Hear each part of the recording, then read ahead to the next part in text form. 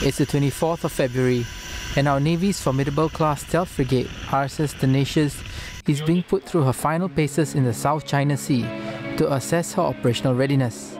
This is the final test before she sets out to the Gulf of Aden in March, where she and her crew will be on a 3-month deployment, operating as a task group under the ambit of the multinational Combined Task Force 151. The Gulf of Aden is a hotbed of pirate activity, and with our Air Force's Sikorsky S-70B Seahawk naval helicopter on board, RSS Tenacious will be the second frigate to be deployed to support the multinational counter-piracy efforts there.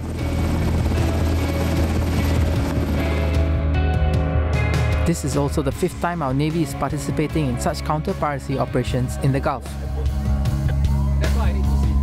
Led by Colonel Ken Cheong Kwok Chien, RSS Tenacious has 151 crew on board, and these soldiers, sailors and airmen work together around the clock to carry out their missions. Each crew member plays an important role to coordinate a response to any possible maritime threat. Something that requires surgical precision if the task group is to achieve mission success. We have the air detachment group comprising the pilots as well as the air detachment commander who will operate the Seahawk helicopters to help us conduct sea surveillance operation.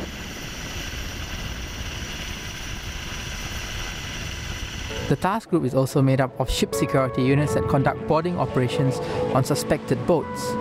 This helps keep the area of operations safe from piracy threats. We have the operations group, and these are people who can help to collate the information and provide a more holistic picture of what's going on.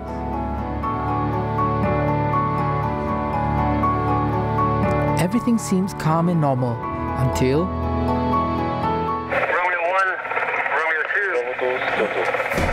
SC appears compliant, proceed to 1-5. Romeo 2 take lead, over. The crew on watch at the bridge spot a suspicious-looking seaboat and kick into high gear. Small skiffs like these are not uncommon in the Gulf of Aden. The task group has to respond swiftly to neutralize the threat.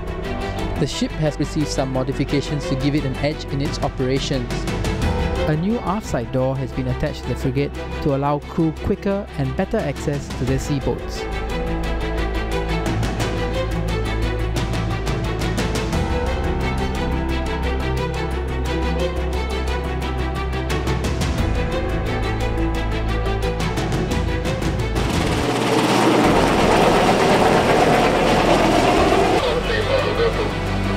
The 2 rapid hull inflatable boats or ribs now come with armour plates installed, and these serve to protect the boarding team as they approach suspected pirates. This is coalition partner.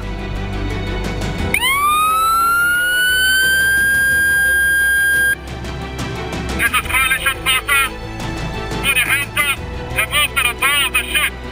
I say again, put your hands up and move to the bow of the ship.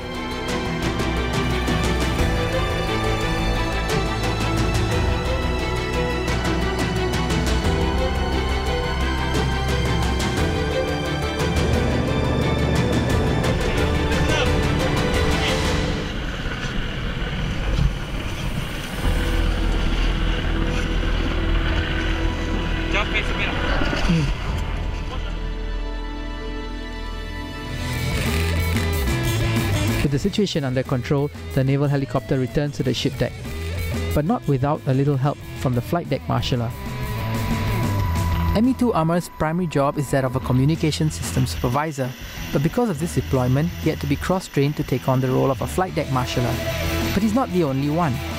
With the ship operating with a lean crew, many of them have to take on dual roles. In the next episode, take a look at how these men and women juggle multiple roles on board the frigate and keep it moving like clockwork.